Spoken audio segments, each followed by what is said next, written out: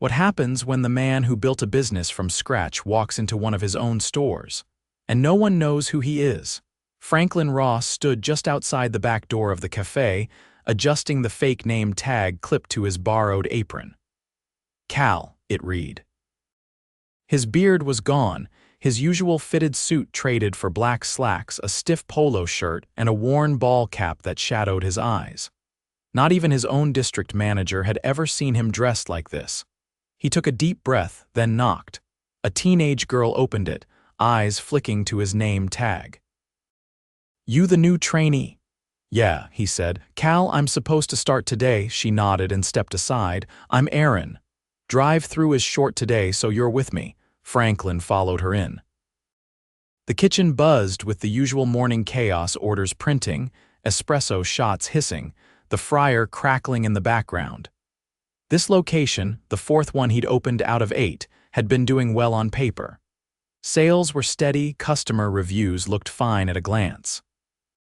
But 2 baristas had quit last week, and the last comment from a secret shopper mentioned tense energy. He needed to see why. The manager, a tall man in his early 30s with slicked back hair and a permanent scowl, walked by without even looking at Franklin. "That's Trent," Aaron whispered. "He's intense. Just keep your head down."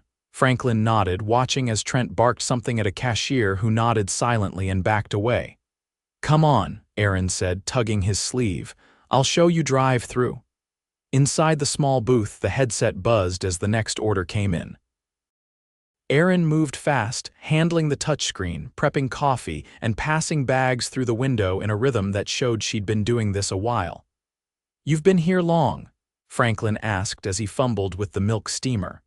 6 months, she said, managing a smile.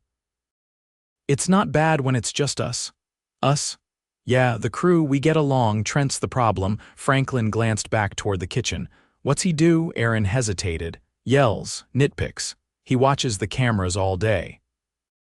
Last week, he made a kid redo an entire shift because she forgot to clock in." Franklin pressed his lips together. That alone wasn't enough to make a move, but it was a red flag. He worked the rest of the morning at the window, fumbling with lids, spilling one iced latte and getting a quiet "it's okay, I got it" from Aaron each time. She was patient, good at her job, and clearly holding this place together. Just before the lunch rush, a high schooler with frizzy brown hair and braces nervously stepped into the booth. Her name tag read Mia. "Hey," she said, "I'm supposed to be on window next." "Cool," Aaron said, stepping out.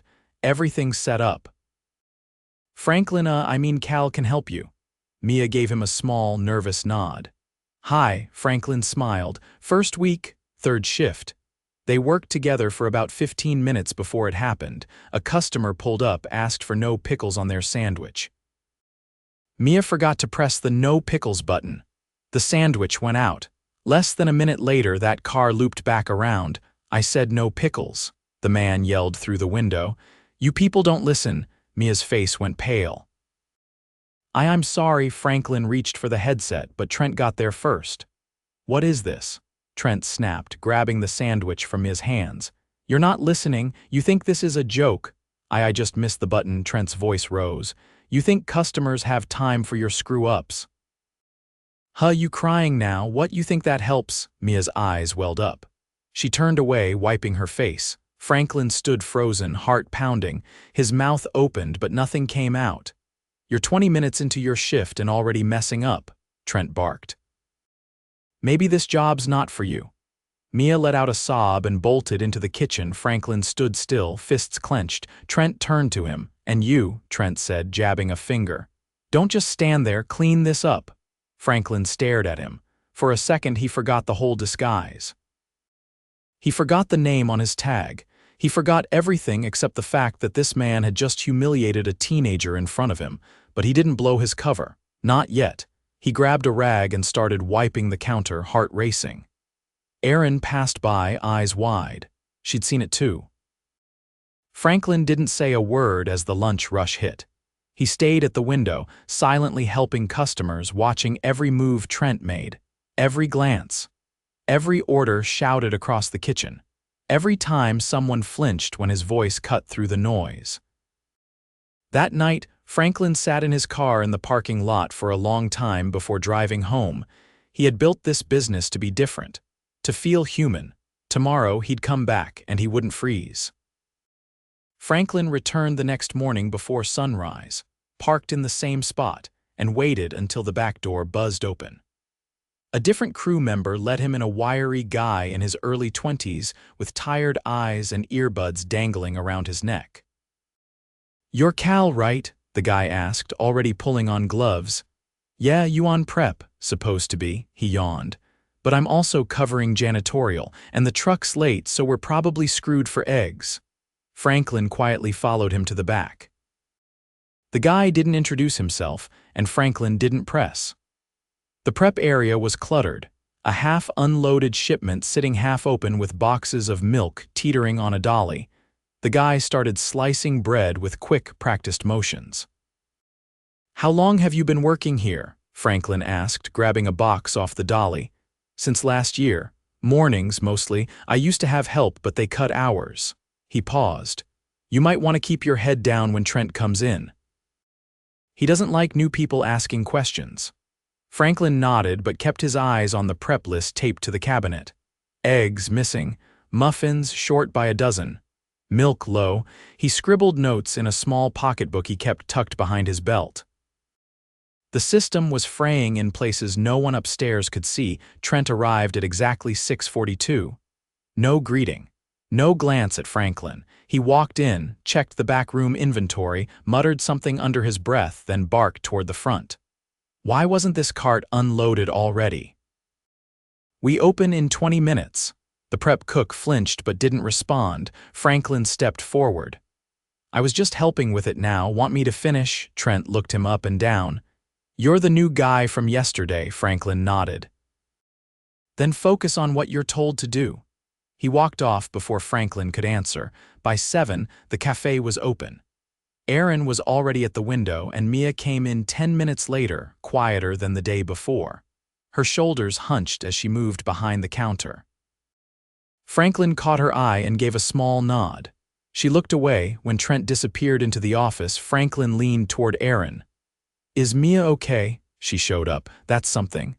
I heard she tried to quit last night, called the hotline. But they told her to talk to the store manager first." Franklin's stomach turned. "So, nothing happened? Not that I know of." He looked toward the office door. The light was on. The blinds were drawn. A woman in her 40s with a clipboard entered mid-morning. She had a company badge clipped to her shirt, but no one greeted her. She tapped on the counter. "Is your manager in?" Erin turned. "He's in the back." The woman waited for several minutes until Trent emerged. His voice was low at first, but Franklin could still hear pieces of it. "No, I didn't get any message about a visit. No one told me anything." The woman remained calm. "We've had some complaints from this region, just doing a walkthrough." Trent crossed his arms. "You people show up when sales are fine, then act surprised when morale drops. Maybe try supporting your stores instead of babysitting them." The woman didn't respond. She made a few notes and walked toward the kitchen. Trent returned to the office. Later, when it slowed down, Franklin found Mia stacking pastry trays in the cooler. "I'm not trying to get in your business," he said gently, "but if you ever need someone to talk to, I listen better than I clean." She didn't laugh, but she looked at him. "I'm not staying here long," she said flatly. "I just need to save for band camp. My mom told me to tough it out." "Said jobs are like this." Franklin crouched beside her. "They shouldn't be," she shrugged. "I don't cry at home, that's all she cares about." Franklin stood up, hands in his pockets. "Well, I saw how hard you worked today, that matters too," she gave the faintest nod. Around 1, a man in a wheelchair rolled in. He had a service dog and ordered a sandwich at the register. The younger cashier, a boy with buzzed hair and a nervous posture, took his order and handed him a receipt without offering help. The man looked toward the dining area where the tables weren't cleared. "Is there a clean table I can sit at, one I can roll up to?" The cashier looked around. Trent emerged suddenly and waved his arm. "We're not a full-service restaurant." The customer's face stiffened. "I didn't ask for service, I asked for a clean table." Trent didn't flinch. You're welcome to wait like everyone else. We're short-staffed. Franklin stepped forward. I'll get it. He grabbed a rag and wiped down a corner table by the window, making sure the chairs were pushed aside. The man rolled over without a word, but the tension lingered. Back in the kitchen, Aaron whispered, "That's not the first time. Last week, Trent told a woman to go eat somewhere fancy when she asked for a high chair." Franklin's jaw tightened. Why is no one reporting this? They are. But he's friends with the regional lead. They used to work together. No one wants to be the next to get their hours cut. That night, the store closed early due to a pipe leak near the sink. Franklin stayed behind to help mop, watching Trent yell at the plumber over the phone. "That's the third time this month," Trent snapped. "You people send clowns, I'll fix it myself." Franklin pulled off his gloves. "You ever think the line's backed up because you never replaced the seals?" Trent turned. "You got something to say?" Franklin met his eyes. "Just sounds like something someone might notice if they paid attention." Trent stepped closer. "You're a trainee, don't get clever." Franklin didn't step back. "And you're a manager. Maybe act like one." Trent stared at him for several seconds, then turned and walked out the back door, lighting a cigarette as he went. Aaron appeared beside Franklin with a bucket.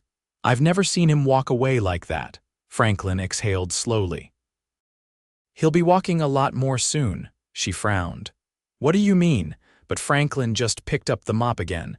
That night, he went home and opened his laptop. He pulled up the employee hotline records. Mia's call was logged but marked resolved with a note. "Employee advised to speak directly with store leadership." He checked the incident report on the accessibility complaint. No entry found. He dialed a number, waited through 2 rings. "This is Franklin Ross. I need a meeting with HR and legal tomorrow morning. And I want every location's incident reports pulled, starting with store 4. He hung up and stared at the wall. He wasn't going back undercover tomorrow. He was going back as the owner. Franklin arrived at the cafe the next morning in a navy blazer, his real name stitched neatly onto a black and gold company badge. He walked through the front doors this time, not the back, holding a folder under one arm and pausing only to nod at the early customers waiting for their drinks. No hat. No disguise, no hesitation. The cashier at the counter froze when she saw the badge. "Can I help you?" she asked, already glancing nervously toward the kitchen. "You can just let Trent know Franklin Ross is here," he said calmly. She stepped back, disappearing into the kitchen. A few seconds later, Trent emerged from the back, wiping his hands on a towel. He wore the same black polo and the same practiced expression of forced authority. He stopped as soon as he saw Franklin. "Mr. Ross," he said, voice tight. "I wasn't told you were visiting." "I didn't come for a tour," Franklin replied, his voice even. "Let's talk in your office." Trent hesitated, then gestured stiffly toward the back.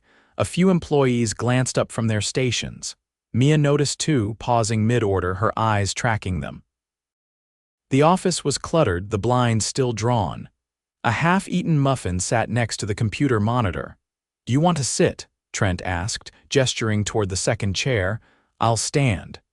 Franklin opened the folder and pulled out 3 sheets of paper, laying them neatly on the desk. "We're going to walk through a few things. First, let's talk about turnover. You've lost 5 employees in the past month. 2 walked out mid-shift, 1 filed a formal complaint. All of this has been logged." Trent folded his arms. "This location's been under pressure. Staffing's tight everywhere." Franklin didn't look up. "And yet, every employee exit interview from this location mentions the same issue. Not scheduling, not pay, not customer stress. That's not unusual," Trent said. "Managers aren't here to be liked." Franklin's gaze lifted. "You're not here to be feared either." He slid the second page forward. "This is a transcript from our employee hotline. A minor called in after being berated on the floor. She was told to resolve it with you directly." Trent's jaw tightened. "I never heard about that." "No, you wouldn't have. Because the call was intercepted by a regional lead you've known for 10 years. He marked it as resolved and never escalated it to HR." Trent's silence said enough. "I've already spoken with HR and legal. That regional lead is being placed on administrative leave, effective immediately. And as of this moment, so are you. Trent stepped forward.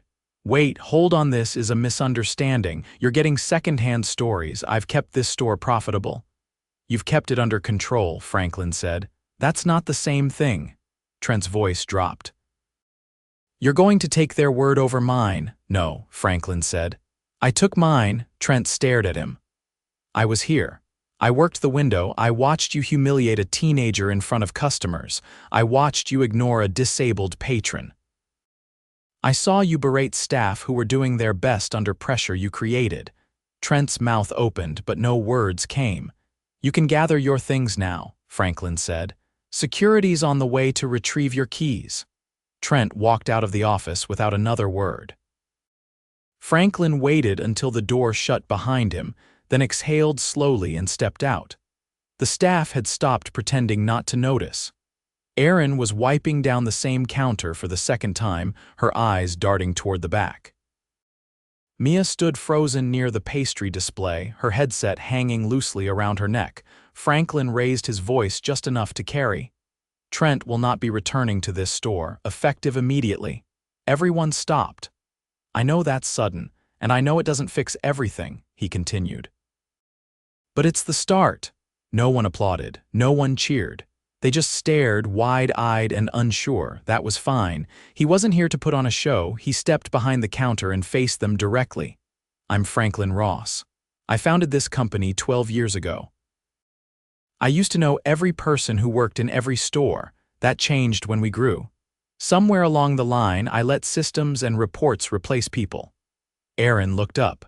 I came here this week pretending to be someone else because I didn't trust what I was hearing. I wanted to see it for myself. And I did. He looked toward Mia. Some of you have been mistreated, some of you have been ignored, some of you have been working twice as hard just to keep this place from falling apart. That ends today, the headset buzzed. No one moved. Franklin picked it up. Welcome to Ross Café. This is Franklin. What can I get started for you? Erin let out a breath that almost sounded like a laugh. Mia glanced at the others, then quietly stepped back to the pastry case and resumed sorting trays. The next hour moved slowly, but the tension began to shift. Franklin worked alongside them not as a mystery trainee, but as himself. He took orders, wiped counters, and stayed out of the office. Around midday, a woman in a charcoal pantsuit walked in. HR, she nodded at Franklin and moved into the back without a word. Erin watched her go, then looked at Franklin. She here for him? She's here for all of you, he said. There's going to be one-on-one interviews, voluntary, confidential, and paid. Erin blinked. Paid, time's valuable, Franklin said. And so is honesty. At 2, Mia approached him by the fountain machine. Her voice was low. He's really not coming back. No, she looked down, then back up. You remembered what I said. I did. She opened her mouth, then closed it again, then finally said, I'm not quitting. Good, Franklin said. I'd hate to lose you. That evening, Franklin called a short meeting before closing. The crew gathered around the lobby tables, unsure if they were about to get more bad news. I'm not going to stand up here and pretend this store magically got better today, he said. But I want to talk about what happens next. He outlined a temporary leadership structure. 2 senior employees would split responsibilities for a week while a new manager was evaluated. No one would have their hours cut. A regional HR representative would be on site daily for the next 10 days, not just for compliance but to listen. He laid out plans to install an anonymous digital reporting system, bypassing regional leadership entirely and going straight to corporate. And then he paused. There's one more thing, he said. Some of you have gone above and beyond in ways I didn't see until this week. That changes now. He handed out personalized letters of appreciation with bonuses inside, modest but meaningful. Erin's hands shook slightly when she opened hers. The prep cook who'd been slicing bread at dawn got one too, along with a note acknowledging the inventory shortfalls he'd been managing alone. When it was over, no one said much. But the silence felt different now, less guarded, more grounded. Franklin helped mop the floors, took the trash out with Mia, and locked up the back door himself. The night air was cooler than it had been all week. As he walked to his car, Erin jogged up beside him. "Can I ask you something?" she said. "Sure. Why'd you do it that way?" "Undercover, I mean." "I stopped trusting paperwork," he said, "and I didn't want another filtered version of the truth." She nodded slowly. "You found it, though." "I did." She looked back at the store. "It'll still be rough without a manager, I know, but now it's honest." "That's a better kind of rough." She smiled, then turned and walked back across the parking lot. Franklin stood by his car for a long moment, then got in, started the engine, and pulled away knowing he'd be back. Not in disguise, not as a mystery, but as someone who'd finally remembered what kind of business he wanted to run. 3 weeks had passed. The cafe was quieter now, not in volume, but in pressure. The tension that had once clung to the walls like steam from the dish sink had started to lift, slowly, in patches. Franklin had returned several times, always through the front door, always as himself. He didn't hover, but he didn't disappear either. Today, he stood near the register, leaning against the side counter with a clipboard in hand, observing the mid-morning flow. A temporary shift lead named Daniela called out drinks with ease. She was sharp, maybe in her late 20s, and had been promoted internally after Franklin met with the staff and asked who they trusted most to keep things steady. No one hesitated before saying her name. She didn't bark orders. She didn't micromanage. She just moved, and people moved with her. Mia was prepping the cold bar. Her hands were steady now. She didn't glance over her shoulder every few minutes anymore. She didn't flinch when someone raised their voice to be heard over the blender. She had been offered reduced hours if she wanted them, but she chose to stay full-time. Her pace had improved. Her confidence had too. Franklin walked behind the line and stopped at the sink where a new hire named Devin was scrubbing trays. Devin was fresh out of high school, tall, and still learning station rotations. "That seal came in last week," Franklin said, pointing to the pipe beneath the sink. "You see the new clamp?" Devin nodded. "It's holding. There's still a slow drip, but the leak's mostly gone. You tell maintenance yet?" "Yesterday," Franklin smiled. "Good, that's how it's supposed to work." He stepped back out to the front, where Erin was recalibrating the espresso grinder. She was now listed as a training lead, a title she wasn't sure she wanted at first. But after shadowing a corporate trainer for 2 days, she'd taken to it naturally. Franklin had given her the choice. She hadn't said yes right away. She said she'd think about it. She said she didn't want to be the kind of manager who forgot what the floor felt like. He told her that was exactly why she should do it. Now, she trained new hires like Devin and rotated between the floor and the back room, where she'd started helping with schedule drafts. Franklin approached the front counter as a customer stepped forward, an older man with a cane and a slow gait. Erin stepped around and gestured toward the side register. "Take your time," she said gently. "If you want to sit while we prep, I'll bring it over." The man nodded, visibly relieved, and moved to a nearby table. Franklin gave her a glance. "You handle that well." "Only makes sense," she said. "It's not hard to be decent." He looked toward the back hallway, where a regional HR advisor sat with a laptop, meeting with staff one-on-one. That process was ongoing longer than expected, but necessary. Some employees had waited weeks before opening up. No one was rushed through it. Franklin walked into the office. It had been cleaned out, the walls repainted, the blinds taken down. The door stayed open now. He sat at the desk and reviewed the hiring reports. 2 new part-timers were scheduled to shadow shifts next week. Both had been referred by current employees. He set the reports down when Daniela knocked on the doorframe. "You got a minute, always." She entered and closed the door halfway. "One of the new guys, Ryan, he's been late twice. Not by much, but he didn't call ahead either time." Franklin leaned back. "Did you talk to him yet?" "I did. He said his rides are inconsistent, but he didn't seem too concerned. Kind of brushed it off. Think it's a pattern or just rocky onboarding? Hard to say. He's quick on the register, but he cuts corners when it gets busy. Doesn't wipe his station, skips refill checks." Keep him on the schedule for now, Franklin said, but keep him close. If he doesn't start taking it seriously by week 2, we'll move on, Daniela nodded. Understood. She turned to leave, then paused. By the way, she said, Mia wants to ask you something, but she keeps second-guessing herself. Franklin raised an eyebrow. About what? She's got this idea. I'll let her explain.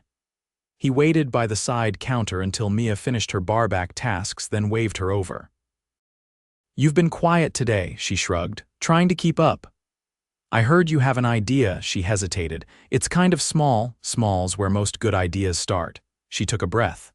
So, the drive-thru, people always ask what's in the specials or what the drink of the day is. But we don't really have a way to let them know unless we say it every time, Franklin nodded. True. I was thinking we could make little signs, just handwritten ones, stick them near the speaker box. One of the guys in back draws cartoons. We could make it fun, he smiled. That's not small. That's smart. She looked surprised. Really, it's helpful, it's creative. And it gives this place a bit of personality. Go for it, I'll cover the materials. She grinned, the first time he'd seen her truly relaxed. Later that afternoon, Franklin gathered the staff in the lobby before the shift change. No big announcements, just a check-in. 3 weeks ago, he began, I stood here and said we were starting over, that we were going to rebuild this place the right way. Not through slogans or memos, but through people. He glanced around the circle. I've watched you step up.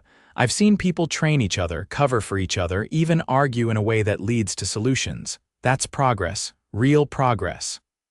A few employees nodded. No one applauded, but they didn't look afraid anymore. They looked present. I'm not here every day, he continued. And I won't pretend I can be, but this cafe, this team will keep getting support, not pressure from the top. Support. That means better equipment, better reporting systems, and leadership that listens. He looked toward the prep line, where the old inventory logs had been replaced by a tablet system with live tracking. Simple upgrades, but ones that had already cut waste by nearly a third. Some of you have asked if we're hiring a permanent manager soon, he said. We are, but we're doing it carefully. I'd rather take 1 more month than rush the wrong person in. A few heads nodded. Everyone remembered how that had gone last time. I'll leave you with this, he said.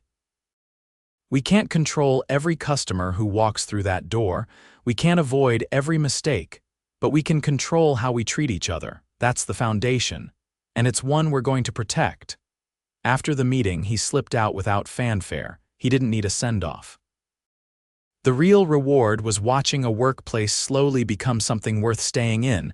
As he walked to his car, the door behind him opened. Hey, Aaron called, jogging up. One thing, he turned. I got a message from a girl who used to work here, the one who quit before you came. She heard from someone we rehired Mia and that Trent's gone. She asked if we're really different now. Franklin raised an eyebrow. What you tell her? I didn't say anything. I told her to come see for herself, he smiled. That's fair. She glanced back at the store. I think she will, he nodded once. If she does, we'll be ready. They stood there a moment longer, neither rushing to fill the quiet.